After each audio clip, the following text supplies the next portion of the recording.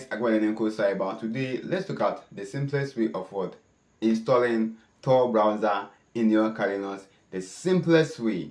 Okay, now all you have to do is what? Have Kalinos on your PC or your laptop, and now you type what? apt update sudo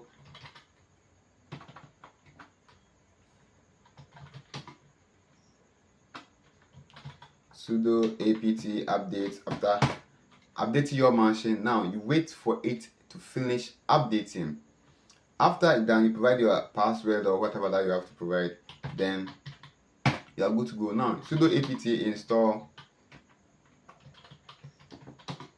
Tor. Now you press enter. Now Tor already exists on my machine, so if you don't have it, then do this. If you don't have it, then type this apt install Tor and you will have access to it. How do you start your Tor? Sudo what service Tor start. You wait for it to come. Now the Tor browser has been started. That is all.